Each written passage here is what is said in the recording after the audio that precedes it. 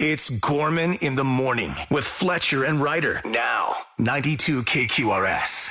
Gorman in the morning. It is Minnesota's 92 KQRS. Good Monday morning. It is June the 23rd, and I think we're all going to be okay. That's how I'm feeling about it. We're starting off the week on a good note. I'm here with Fletcher. Call me Rock Lobster. I will call you Rock Lobster. Is that fire engine red on your shoulders? You're damn right. Oh my God. Ryder! I'm melting! Oh, what a world! Oh. Dude, it was like a friggin' sun out there this morning. It's a little very silly. Steamy. Yeah, Silly. It's utterly gross. Winning Uncle of the Year awards as I went to see my nephew play outdoors at Surly yesterday. I was going to ask about that. Did the instruments just melt on stage? It was honestly just god-awful. Just no reason to ever be outside when it's like that. And I think when I saw the lineup, it's Illiterate Light, right? Yes, that's right. Okay, they were on at like 4:30, and I'm like, oh, nice for Steve. And then I was like, bummer about the heat, though. Oh, no. But the band that came on, whoever went on right after them, that's when the sun started kind of going down, and you're facing directly west from that stage. Oh. Yeah, that was really something. Steamer. You know, but we made it back in one piece, and now we got a nice Monday morning to get into. I'm feeling Minnesota, Paul Fletcher. Give me some headlines. Well, speaking of what you were just talking about, the heat this weekend was, as you can imagine, record-breaking. Yeah. Both the Twin Cities and St. Cloud hit a high of 96 degrees, which broke a record that was set in 1910 of 95 degrees. And there were actual spots in Minnesota that hit triple digits. I think I saw 103 degrees at some place at one point yesterday. Absolutely no need ever, especially in June. Yeah, right. I have a friend that went on a bike ride yesterday on purpose. Okay. The U.S. joined Israel's military campaign against Iran Saturday using B-2 bombers to target 3 nuclear sites. In a speech to the nation, President Trump called the strikes a success, saying the military destroyed the facilities. A final assessment of the impact to Iran's nuclear program is ongoing. Well, at least the Secretary of Defense isn't drinking. Hey, how about Bruce Springsteen? Have you heard of that guy? Yeah. Yeah, his upcoming biopic, Deliver Me From Nowhere, tells the story of his classic 1982 album, Nebraska. Now, he's saying there's an electric version of Nebraska that he himself only recently discovered. Only Bruce Springsteen has recorded enough music to forget. Like, oh, yeah. We did that. Oh, yeah, sure. He told Rolling Stone, I checked out our vault, and there is an electric Nebraska record, though it's not the full album of songs. By the way, he's set to release box set Tracks 2, The Lost Albums, next week, and has already confirmed that Tracks 3 is in the works. Don't mess up a good thing. Keep Max Weinberg away from those songs, please. Just saying. He's unbelievable. Bruce Springsteen is discussing his biopic, Deliver Me From Nowhere, and his experience watching someone else play a younger version of himself. I would imagine that's probably kind of weird. He's on the set quite a bit, as you could imagine. However, he's avoided deeply personal scenes as they jump deep into some of the most painful days of his life. He says he's stayed home when necessary as well to give the actors space. He's praised Jeremy Allen White for being tolerant and enjoyable to work with on set. I would imagine if you are tolerant and enjoyable, those are normal words that normal people use all the time in normal situations. I would imagine if you're an actor and you're playing someone like Springsteen and he shows up on set, all you're thinking is, dude, get out of here. Right. Don't make me be you in front of you. Yeah. Right? It's got to be weird. Absolutely. Well, they're also professionals. Did you guys see the trailer that dropped on like Friday, I think? Or no, it was Wednesday. It was Wednesday. I didn't get all the way through it. Oh, man. I'm not even the biggest Springsteen fan on the planet, and when it hits a certain crescendo in the trailer, I got chills both times I watched it. I think it's going to be awesome. All right. Sure. We'll see. Oh, boy. A former Hormel Foods employee made off with top secret sausage recipes and market intel before joining regional competitor Johnsonville. A new federal lawsuit alleges. The Austin, Minnesota-based sausage maker accused Johnsonville and 2 former Hormel employees of conspiring to, quote, unlawfully obtain Hormel's trade secrets. Hormel is asking for the return and deletion of confidential data, as well as unspecified monetary damages. Neither side chose to comment, but this clearly will go down as the Great Sausage Fiasco. Man. Yeah, bring on the sausage wars. I want to see this movie. I'm all for it, man. While you're at it, give me those 11 herbs and spices. Yeah. Tesla debuted its robo-taxi service yesterday, releasing roughly 10 driverless Model Y. How is it roughly? It's either 10 or it's not. I mean, Model Y vehicles into part of Austin, Texas. CEO Elon Musk says the rides will cost a flat share of $4.20, and hopes to ramp up to 1,000 vehicles within months. Tesla is not Austin's first robotaxi. Amazon's Waymo is the industry leader, boasting over 250,000 paid trips across Austin, Los Angeles, Phoenix, San Francisco. Ryder, you've been in a Waymo, yeah? I have. I would do it again. You would do it again. Sure. Yeah. Right, fair enough. That's a little freaky, but you adjust. So let's see. It's June of 2025, and Elon Musk has been promising this since 2016. So he's right on schedule. Of course. It's kind of in the telltale of Tesla as a whole. That's it. Coldplay will reissue 9 of their previous albums on clear records made from recycled plastic bottles, known as eco records, which claim to reduce carbon emissions during the manufacturing process by 85% compared with traditional vinyl production. Each 140-gram LP is made up of approximately 9 recycled bottles after they are cleaned, processed into small pellets, and then molded into records. It's kind of cool. I'm confused. Does that make me want to slap Chris Martin more or less? I can't tell. The guy's a twerp. I don't know. Something about He bugs you, huh? Yeah. The guy can write a song. I mean, no doubt about it. He can get his way around a tune. Their latest album, Moon Music, has already been released on Eco Record LP, and the band has exceeded their climate change target with their green tour efforts. Here's my question, though. Do we really need to I suppose they're still selling those old records, right? Do they need to, they're not all printed in advance, so that because I was going to say the greenest thing would be to just not reissue them. Well, yeah. I mean, just go, just retire already. Isn't that their thing? We're done making records. We 10 and they're like Tarantino. They set a number and they say when they're there, they're done. I don't know. Just go away so we can miss you. Yeah. A lawyer in Colorado accidentally called a female judge honey instead of Your Honor. He and she had a hard time getting over the mistake. Check this out. This could have been 3 separate. Okay, but it wasn't 3 separate. Let's go with what happened in the case. But honey, oh my God, I'm sorry. Your Honor. That I don't know what to say to that. I apologize. Go ahead. The question here.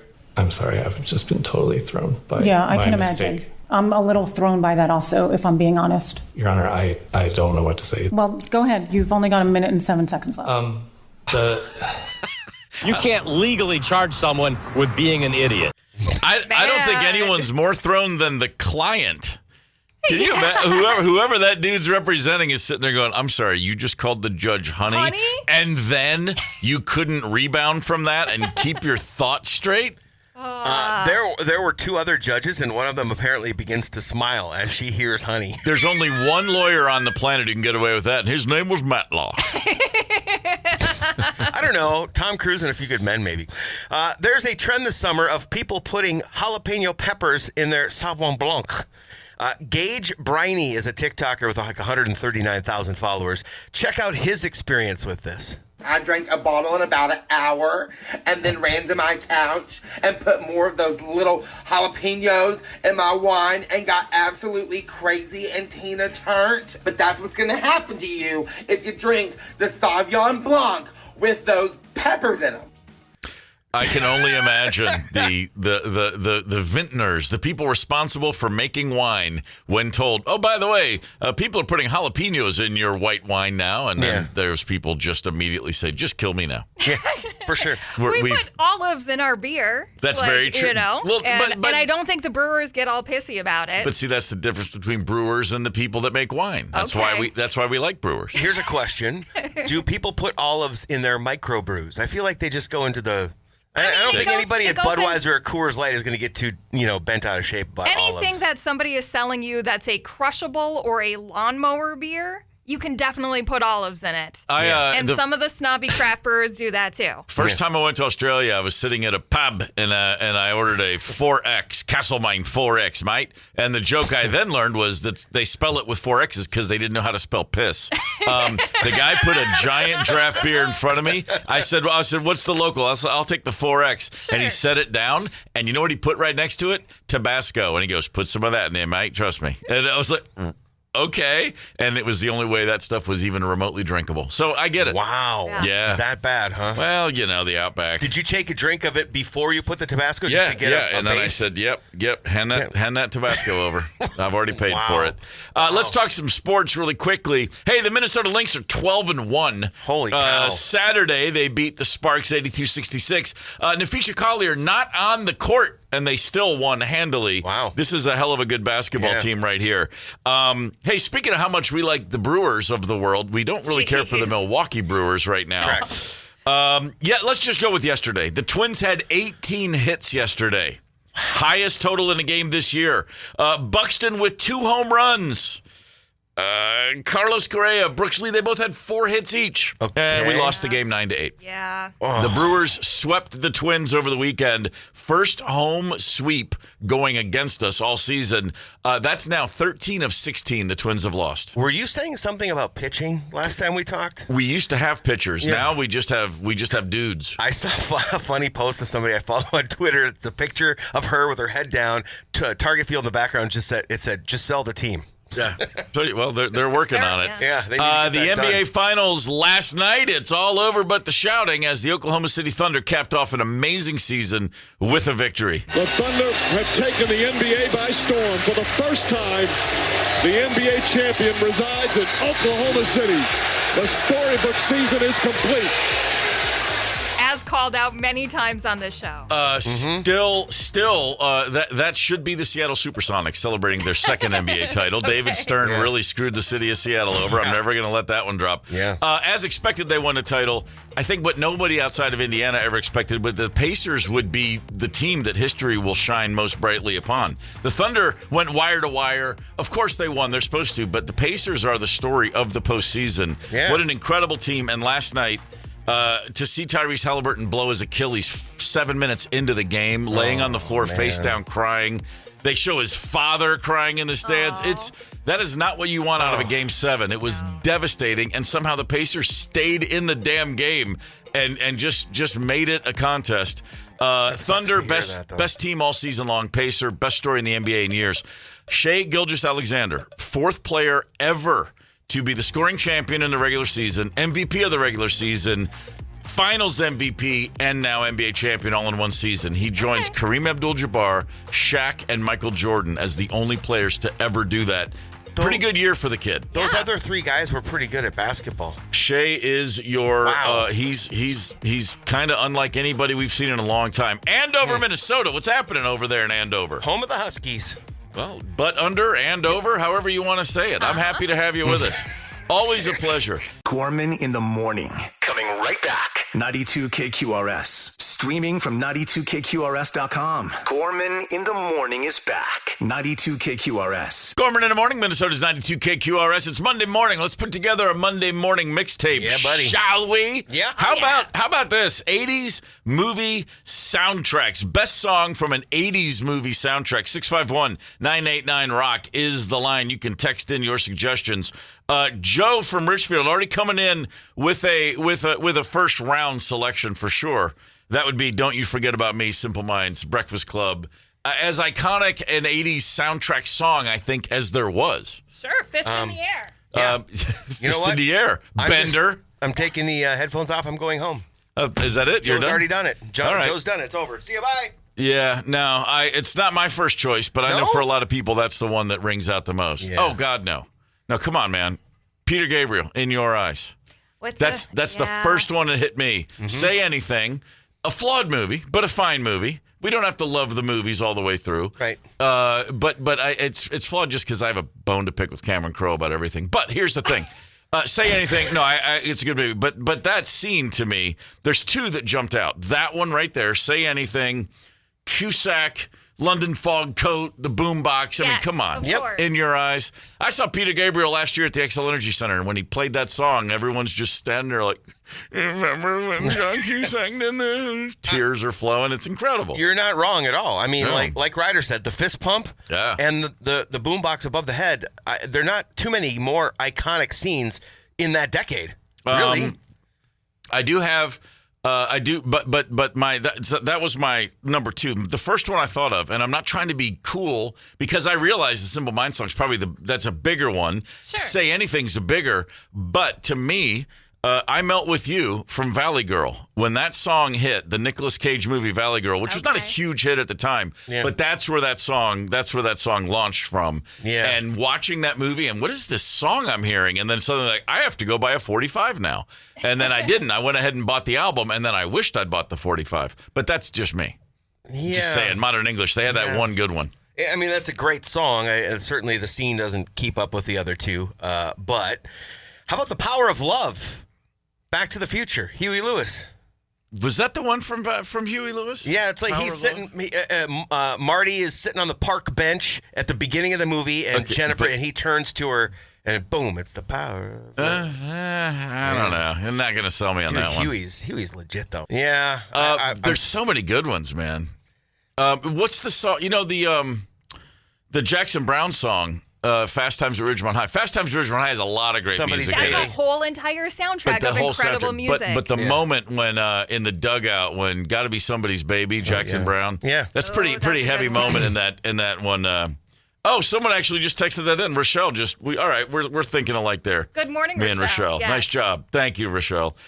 Boy, so many. 651-989-ROCK. Hit us up with the song, not the whole soundtrack, the song, best song from an 80s movie soundtrack. We are still in a bit of a heat advisory time of day year. It's muggy out there. It's just a yuck is what it is. It's disgusting. It's pretty rough. I mean, my phone says it's still just in the 70s, but man, it felt like I walked out this morning like, oh, you got to be kidding me. Lies. After just a hot blanket of nasty all weekend long. Yeah. The National Weather Service has still got advisories up all over the place, and they're saying like, hey guys, obviously we really got to be careful about leaving anybody behind in a car, kids and pets most especially. Don't take your pets out of the house. Dogs, once it's over 80 degrees, dogs really just should be out peeing and that's it. I mean, unless you have like a, Saharan Basenji running dog or something, leave your dogs in. In the 90s, forget it. It's a deal breaker. They walk out, they pee, they get back inside. Is that how Chauncey lives? Oh my God, you don't have to tell him. I don't even have to leash him when it's that hot. I could open the door, he can walk right out. He'll find the first tree, pee, and get right back inside. Do you have little booties for his paws? No. The heat booties? No, come on. That's if we were gonna walk on like blacktop, I probably would, but we don't need that right now, as far as I know. So there's the basic things. But how about this? The National Weather Service is like, hey, make sure you don't leave anybody behind in a car. Keep the dogs inside. Meals high in protein. Yeah, you don't chill out on protein high meals. What? No reason to give yourself the meat sweats when you've already got the meat sweats. Yeah, they can raise your body temperature. Yeah. Really? Yeah. Because it makes your body work. Okay. Breaking it down. Conversely, grab a whole jalapeno pepper and eat that bad boy. You'll sweat. It cools you down. Now it might roast your mouth, but it will induce sweating, which is obviously your body cooling itself. That's why you will see workers in the field just chewing peppers all day. I'm not making that up. I believe you. Spend a little time in Central California in those heat waves, man. You're going to eat a few peppers. But here's the one that got me. Okay. Coffee. Avoid coffee. Avoid alcohol. Both. This is from the National Weather Service? Yes. Even iced coffee. Avoid it. Oh, no. What? Yeah. Never. Alcohol and coffee both speed up the process of dehydration.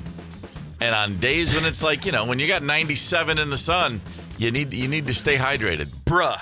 Yeah. If the National Weather Service is getting into your coffee intake, you probably should listen. It's a little jarring to hear the National Weather Service say, hey, no coffee, man. It's a little strange. Yeah, do you two drink hot coffee?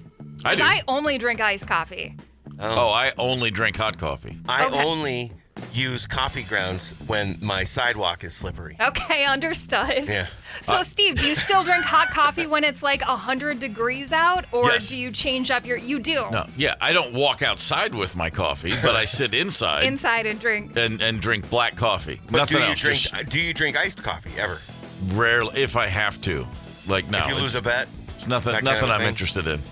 And Ryder, you're only cold. Oh, yeah. Only cold beverages. Like putting hot stuff in your mouth is weird to me. I just don't like it that much. You never have a cup of tea? No. I accidentally ordered some hot tea when I was at getting some, hash browns the other day, and I could barely take 2 sips of it. It was I do not like these warm liquids in my mouth. See, I start the day with coffee, and sometimes in the evening, a little something they call sleepy time tea. Make a little hot tea. Yeah, and I still haven't gotten that yet. Yeah. Oh, yeah, they have it. Trust me. Ask for it by name. You just go buy, you put it in there, and then it's all just total placebo. But I'm convinced it makes me go to sleep better. Okay. I didn't believe him. He actually took a picture and texted it to me. It's called Sleepy Time. Yeah, man. I've heard of it, but just I don't know. THC beverage sounds a little bit better. That is my sleepy time tea. It would be mine too, but then there's wakey and my brain doesn't work tea, and that's what that does to me. My body in my advancing age less able to handle any amount of THC with every passing month. That's a bummer. It really is. Not looking forward to that. It's been a downhill slide for 30 years. Not to get on a tangent, but maybe try CBD. Less impact, but maybe still sleepy time. They say, but I'm like that kind of guy. I don't do well with moderation. I'm like an all or nothing. You got one speed. Yeah! I just like to, it's like I'm a sprinter. I'm not a marathoner. And if I can't sprint, I'll just stop the event. That's fair. Kind of how I do it. Yeah. I've been trying, for years. I was like, I'm going to become a guy. I'm just going to get on base a lot. And then I'm like, you know what? I'm just trying to hit a home run. I'm just going to swing the bat hard. And that's everything in life. It's just no half measures, man. I just don't get it. Take a page out of Joe Mauer, man. Guy got to the Hall of Fame hitting base hits pretty much. And that's his mindset. That's great. I'm sorry. I'm just more like, I'm just going to wait for that pitch. Swing hard. Oh, I missed. I struck out. It's so damn hot. The National Weather Service says don't even drink coffee. That's so weird. It dehydrates you. However, as long as we're talking about coffee, which I'll take my stand on a cup of black coffee. Okay.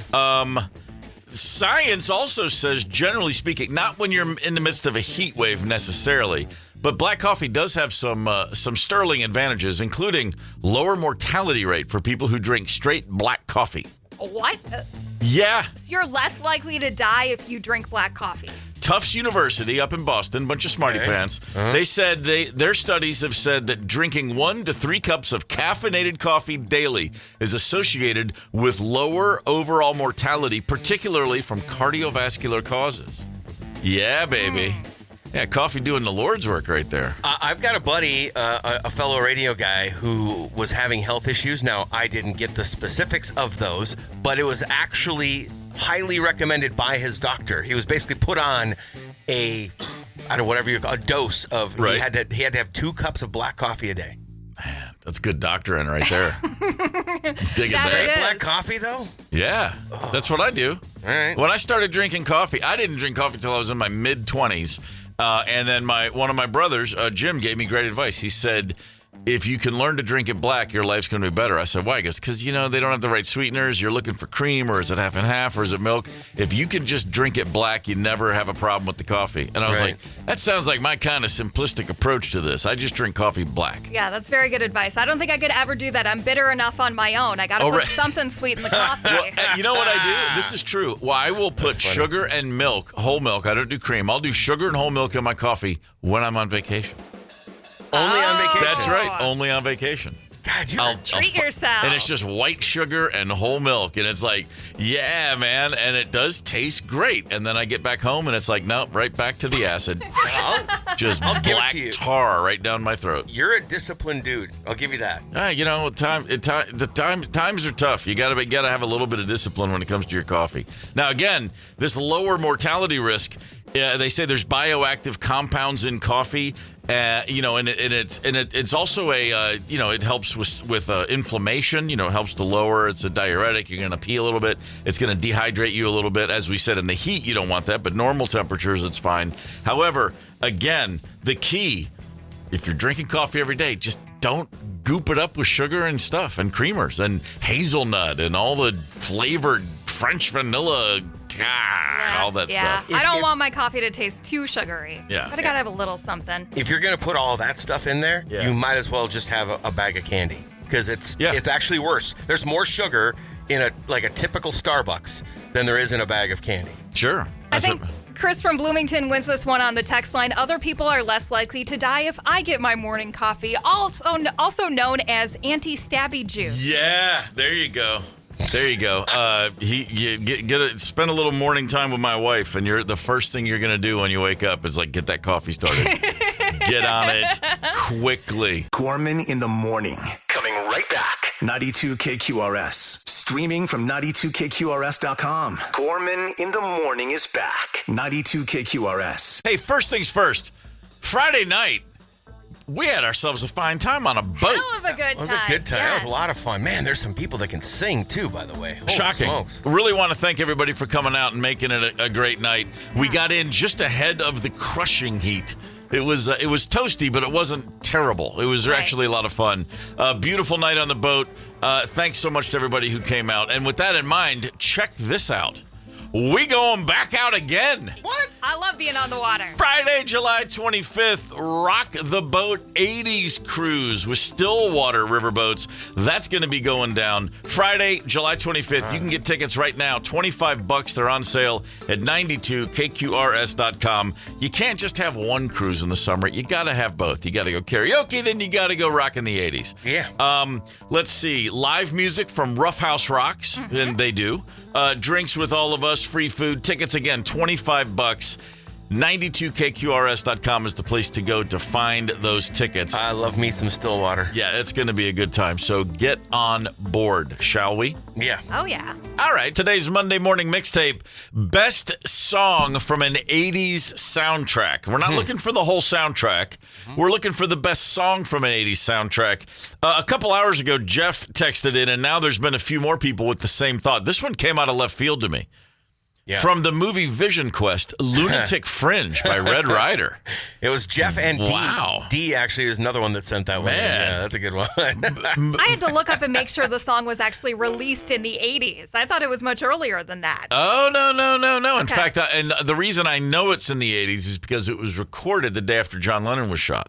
Oh, was it? Which was 1980. Oh, okay. Yes. Yeah. And why do I know that? I don't know. No need to know that. Just get it out of my brain. It's taking up valuable space. The movie Vision Quest, saw it as a member of a test audience. Oh, there was a brief period of time where some movies were being shown where I went to college on campus, and you'd go in there and you'd fill out a questionnaire after. Yep. Saw Vision Quest and saw The Sure Thing. John Cusack's Sure Thing, which I'm trying to think of what music might have been in that one. There's a Tim Robbins scene where he and his wife are singing show tunes, but I don't remember actual music from the soundtrack otherwise.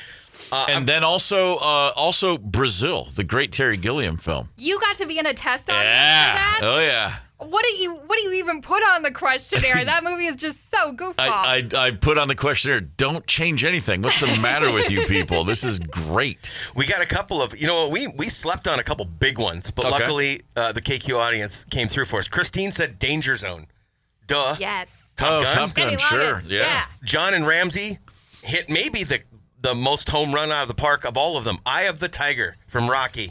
Rocky 3. Rocky 3. Important distinction. Well, yeah. From the Rocky franchise. Eye of the Tiger might be, if you think about it, the fact that it's still played on the radio all the time all over the world, but that movie was so big, Rocky 3. Yeah. The franchise was so big, and that's the kind of movie like everybody saw. We were talking about Simple Minds, Don't You Forget About Me, but The Breakfast Club was an impactful movie. I don't know that it was doing the kind of numbers Rocky 3 would have done. In the 80s, it was very much a niche film, I think. And then it's kind of expanded since then. You know what I mean? It's grown in pop culture and lower, et cetera. Well, I mean, it made a splash. I mean, I saw it. I was a college kid, and I was already looking at a movie about high school kids. Like, high school kids are so stupid, like you do when you're smart. By the way, Danger Zone, Kenny Loggins. Yeah. His second ginormous soundtrack song of the 80s, because I'm All Right from Caddyshack. Let's not sleep on that one. Oh, yes. And also in the 80s, Footloose, which also got texted. Right. Like, sure. Holy smokes, Doug said Footloose. Against All Odds came from someone in the 507. That's a good call. Ferris Bueller's Day Off. Oh, girl. Bow, bow. Yeah. Whatever is that Yellow? Yeah, that's exactly what that is. You know what we haven't gotten yet that I'm kind of sad about is Lindsey Buckingham. Holiday Row. Oh. All right. I'm not going to sing anymore. Was it a hit on its own outside of the movie? No. But that's what makes it a great soundtrack song. I think that's what makes it the staple song for that movie. Just curious. Can we count Imperial March from Empire Strikes Back? John Williams isn't a genius? No, we can turn your mic off for even suggesting that. That's a whole nother day because that is a score. That's a score. Thank you, Ryder. Yes. That's exactly fair. where I was going with that. I'll take that then. All right, so 651-989-ROCK. Feel free to keep loading up the best song from an 80s soundtrack. Where's the weirdest place you ever dropped or lost or misplaced a phone? And I ask that because a woman in Australia, she didn't misplace her phone. She found a phone in a very unexpected spot. She ordered a little takeout food, and one thing led to another. I ordered dry hot pot takeaway. So I was just picking at the bottom, and the container was feeling a little bit weird. I've been to that place so many times, so I kept digging. And at the bottom of the container was a working phone. I rang the place. I was like, hey, I found a phone in my hot pot. And they were like, oh yeah, we did have a phone missing for one of our chefs. What had happened was the chef put the phone down in the container because it was black. It just bled in with the container, and someone else grabbed the container and put the hot pot on top. The hot pot, that, like a noodle dish at an Asian restaurant on top of the takeout container. Friendly. No, I wouldn't expect that. I wouldn't. My question is, if you are digging through your lo mein or something like that, and you get to the bottom of the bin, the little carrier, and you see a phone in there, do you pick it up and see if it actually works? I'll tell you what I do. I send off some saucy texts. Oh, wow. There you go. Boy. Sorry. You're just sitting on a gold mine over there, aren't you? That's a weird one. That's a weird place to find a phone in your food. Yeah, that's... What's going on in that kitchen that somebody is like, I'm going to keep my phone safe by sticking it in a container? She said in the clip though that they must not have known that because it probably matched the counter surface and just set it down without the container was black and the phone was black, so it was someone set it in there and then someone grabbed that container and dumped a hot pot on top of it, and then next thing you know, I get the person who did the dumping. Yeah, I understand what's happening there, but the person who's like, I'm going to keep my phone safe, in this to-go container. Sure, I get it. Maybe don't have your phone out when you're working in the.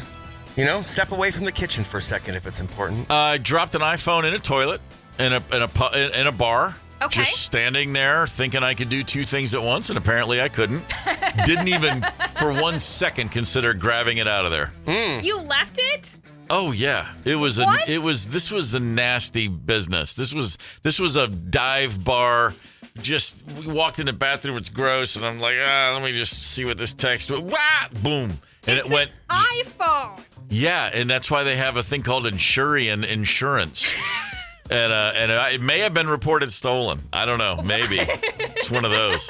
I wasn't about to go into that toilet and get it. That's all I'm saying. I had to. You had to what? My daughter had learned the hard lesson of dropping phone into toilet. Okay. After going to the bathroom. Sure. Well, and Dad is the one that has to go get it. Of course. Well, was this at home? Yeah. Well, that's okay. That's just one set of germs you're dealing with. Yeah, but it's family disgusting. germs. It was. Well, sure it was, but that's what you get. You get the old, the gloves from the dishwasher gloves on if you need to. You go in there. You're a dad in his own home. I was in just the nastiest toilet in the entire southeastern United States when I dropped my phone in there. Oh. I saw a woman accidentally throw her phone off of a boat. She was standing there and was just gesturing. Was it Friday night? It was not Friday night. I got real nervous watching this woman Friday night. Oh, really? Take pictures of cranes and stuff. There were herrings flying overhead. She's holding her phone out way, way over the railing, and I'm like, oh my God, lady. Oh boy. It was a ferry. It was a big, like in Europe, going from one area to another. And she was just gesturing to someone holding her phone and doing this. And the second it lost her grip, she was like, no! And it was like, oh, that's the North Sea. You're not getting that phone back. Nice job. That was a tough one. Almost through, I've done the thing too where I'm holding two items, one of which is supposed to be thrown away and the other isn't.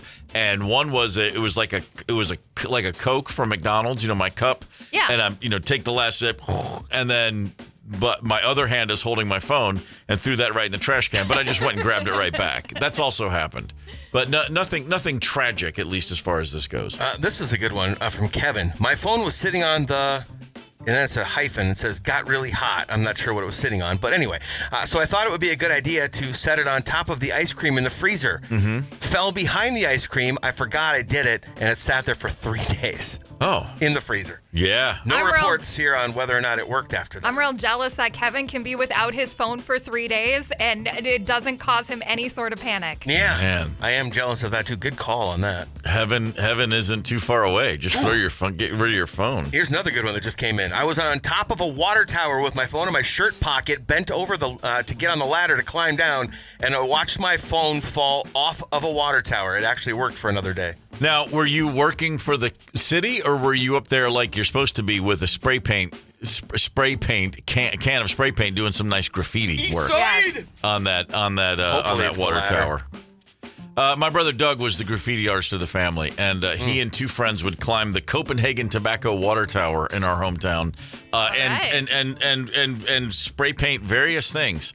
The first thing they ever wrote up there in big block letters was "Fight Graffiti," and I thought that was the single funniest thing I'd ever seen. Very clever. In my entire life. I was like, man, how did you come up with that one? Fantastic. If you drop your phone into a toilet or into a body of water, there's always that thing of like, oh, no, I know how to take care of that. Your friend goes, no, here it is. Hang on. Let me get out the Uncle Ben's rice. Maybe, just an ugly rumor. There are some truths, apparently. We may have been misled about what to do if you drop your phone in the pool, take it in the beach, whatever. They always say, oh, no, if your phone gets wet, you take it out and you throw it into a bowl full of dry rice. Actually, what I was told was a bag of rice, and you want to seal it up so there's no air. Okay. And don't touch it for 36 hours. I actually did this.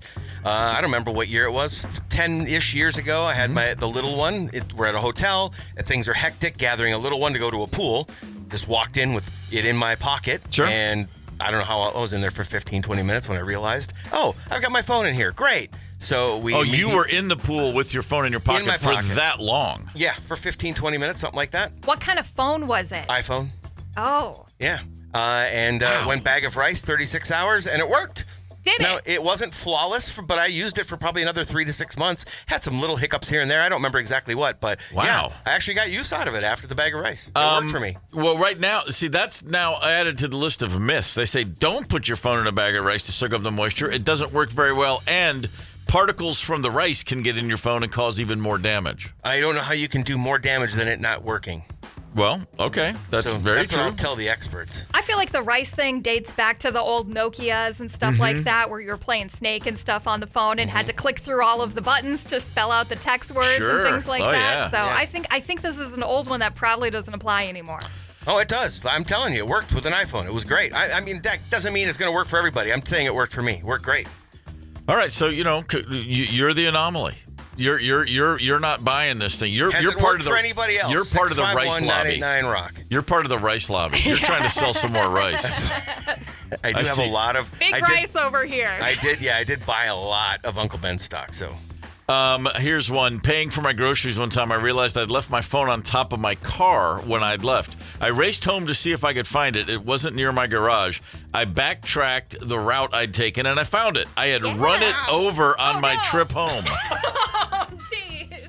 Ran over your own phone. Says he used it for another month before he remembered he did have insurance on it.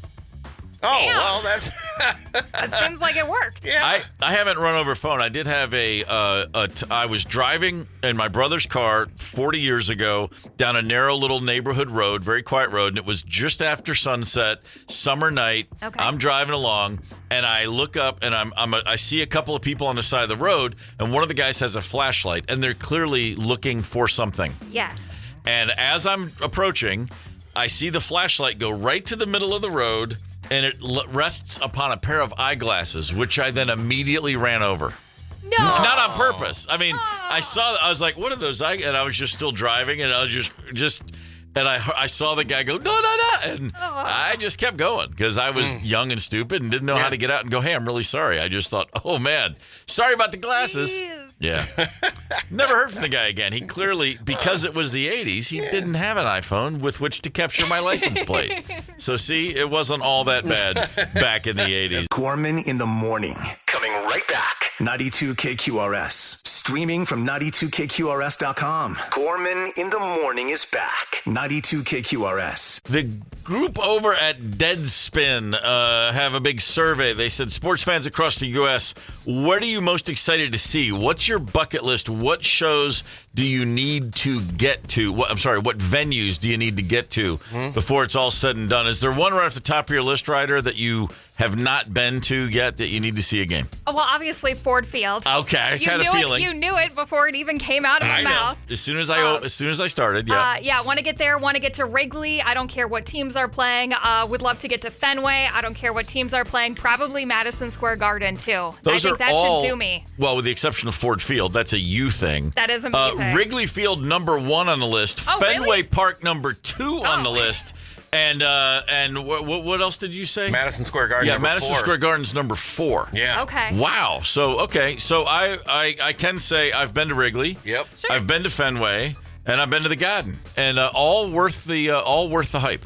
Okay. That's good to hear. It's good to go to the Garden if it's a Knicks game when they're good. I've seen Knicks games when they're terrible, and it's just dreadful.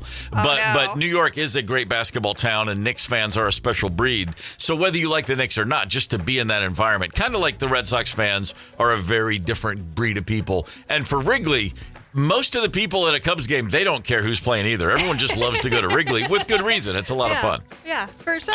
I've done Wrigley, and when you go down some steps, then up the steps to the lower bowl. Yeah. And it's almost like it reveals itself to you. And I felt like I heard sounds coming down from the heavens or something like that. The first time I was ever in Chicago was to play the Metro, famous club. That's like the First Avenue of Chicago. It's right down the street from Wrigley. This is 35 years ago, spring of 1990. And after sound check, I walked over to Wrigley Field. Opening day was like the next day. And so it was closed. There's no one there. And I walked up and, of course, saw a gate that seemed to be open. Yeah.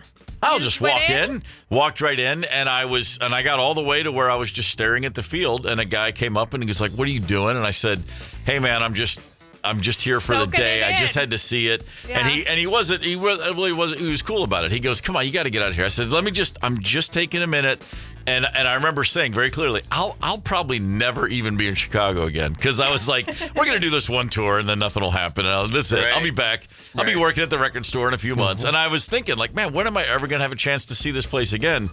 I was in Chicago like 7 times that year, but I didn't know that first time. So the guy didn't throw me out with too much prejudice. It was just sort of all right, that's enough. Get the hell out of here. Wrigley is a special place, no doubt about it. I grew up a Cubs fan because you could never see the freaking Twins on TV. Right. I mean, I was a Twins fan as well, but I was kind of just became a Cubs fan because he'd come home every day and Harry Carey's on. Sure. First game I got to, Twins at the Cubs when they first opened up interleague play, so it was still kind of special. Sure, that was an amazing thing to be at. How about I want to get to the Bell Center in Montreal. I know it's a hockey guy take, but I've been told by every single hockey person you've got to see a game in Montreal. So that's going to be mine. That or Anfield for a Liverpool match. Never seen the Bell Center. I did see the old Montreal Forum. Yeah, I didn't see a game there. I played there. Some of these places I've been. I've played, like, also on this list is Wembley Stadium, London. Just go ahead and say it. Never saw a game there, but I've played it. You played at Wembley Stadium? Yeah, but only 4 times. Okay. What a jackass. That's massive. My holy grail where I had to see... as a kid in the 80s, I was a Magic/Lakers fanatic. Sure. Like that, I chose the Lakers in the 70s just to piss off an older brother, and then stayed the course. Okay. And then once they got Magic Johnson, forget it. I mean, that was my favorite team on the planet. And as a living in Kentucky, I'm like, man, if I ever get to LA, to see the Lakers in the Forum would be the greatest thing ever. And the first time I ever went to LA, January of 1990, where the record's coming out a month later, first time the band's ever out west. Yeah. We're doing photo shoots, we're shooting a video, we're doing all this stuff over a couple weeks, and we had just gotten our only real manager. Like, we had just signed with him in December. This is January, and we're in his office, and I said, hey man, look, the Spurs are playing the Lakers tomorrow night. Is there any way? It was the one night we had nothing to do. Yeah. I said, is there any way? Do you know how to get tickets, or could you just tell me how to? And he looked at me and he's like, yeah, I'll get you tickets. I'm like, well, how are you going to get me tickets? And he didn't say anything, but he at the same time also managed David Lee Roth, who had just done like a week of shows at the Forum. Okay. Before that, he was with Van Halen. He knew everybody. He's like, yeah, dude, it's no problem. And so the next day, Pete comes. He says, I'll pick you up at the hotel. We'll go. We'll take it in. I said, great. And I am, of course, fully anticipating back row of the Forum, where I would have been thrilled. Yeah, you just wanted to be in the building. He picks me up. We drive down. We park. We valet the car and walk into the Forum Club. That's where all the VIPs and celebs are before tip-off. Okay. I do not want to see a blacklight test of that room. I'm 6 feet away from Diane Cannon and Jack Nicholson in a bar in 1990. And I'm like, oh my God, this is happening. We walk to our seats, and my feet are on the wood. Front row, directly across the court from Jack Nicholson. Courtside. And the courtside tickets at that time were $350 was the face value. I can't imagine how many thousands they are now. But in 1990, that was more money than I had in total in the world. Sure. And I was just staggered. And I was truly emotional. I was like, this is the most amazing thing ever. I'm freaking out. And I knew Magic wasn't playing. He was hurt. But that's okay. I was still going to see him. When the Lakers came out of the tunnel, I am literally been watching the Lakers on TV for a decade, obsessing over them as they all come out of the tunnel. My album is not out for another few weeks, and Hard to Handle comes over the PA.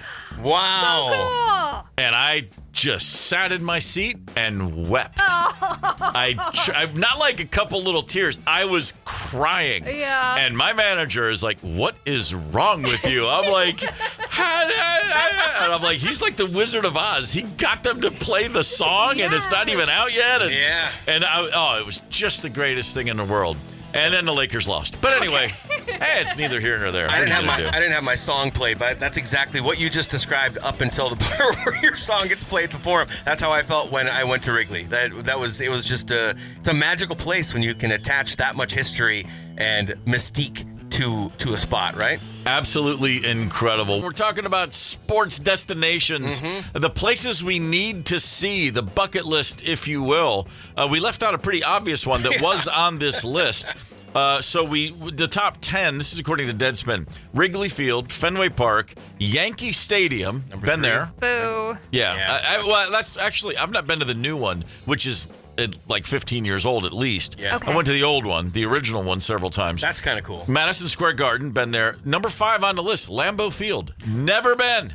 Another boo. Yeah. I've been, and as much as it pains me to say this, it was an awesome experience. That's what everybody says. Because there's nothing else there. They got nothing else. I've been to Green Bay. A friend was getting married, and it happened to be there. There ain't nothing else going on. There was the stadium. There were some liquor stores that were open on Sunday, and then there were fireworks that actually went up into the air. That was all they had going on. I too have been to Green Bay once. There was I played a gig there. Sure.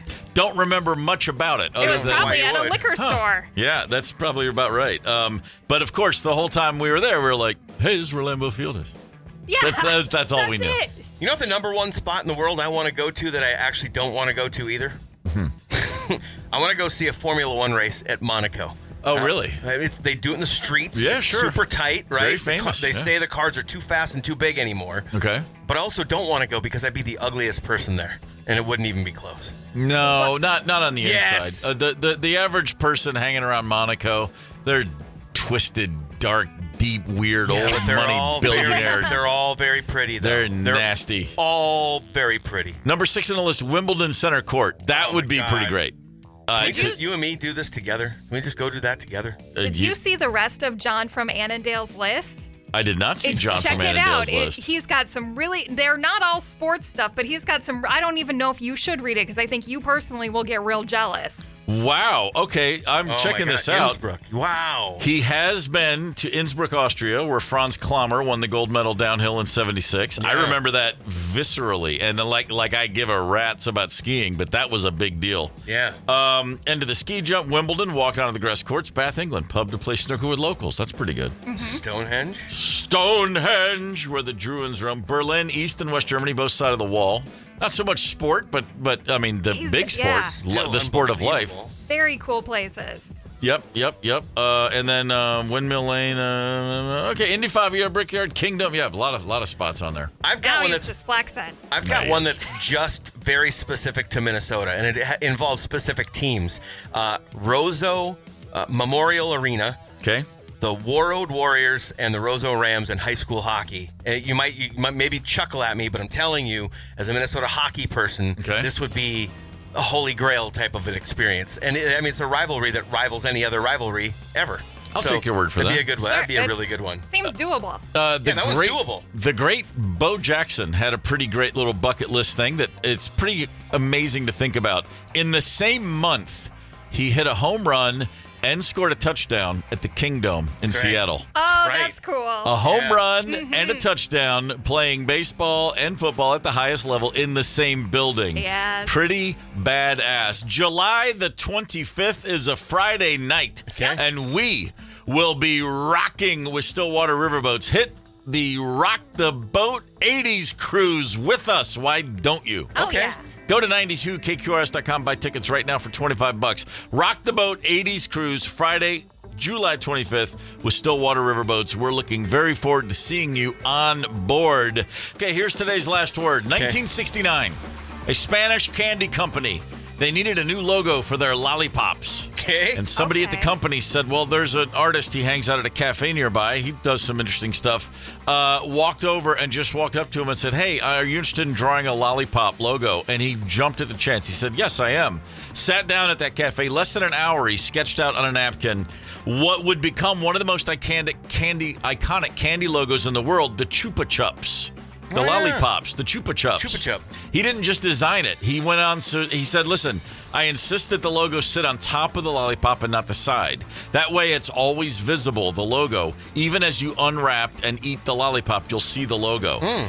Because this gentleman understood branding before branding was a thing. Visibility, repetition, simplicity mattered. Today, Chupa Chups are sold in 150 countries around the world. And that artist's name was Salvador Dali. Are you serious? Really? Every time you get a Chupa Chup, thank Dali, the surrealist master for designing clock dude? the melting clock dude. Huh. Wow. If you know where he took his coffee in Spain in 1969, he just might do you a solid. Excellent. And Chupa Chup is fun to say. It certainly Chupa is. Chup, Chupa Chup. Yeah, absolutely it is. Let's see what else is going on around here. Tomorrow on this very show, we're going to play a little something we call Wisconsin, Texas, Florida. Yay. WTF to give away some Rock the Boat 80s tickets. Fletcher, Nice. what's coming up next on this very station? I've got, as you may guess, I've got passes for the Rock the Boat cruise. Nice. And I'll go commercial free just before noon. That sounds darn cool to me. Yeah, Commercial free. you should hang out. Tickets, let's keep it right where it is. Gorman in the morning is also Gorman on the go. Get the 92 KQRS app and stream live or catch the Gorman in the morning podcast anytime. 92 KQRS.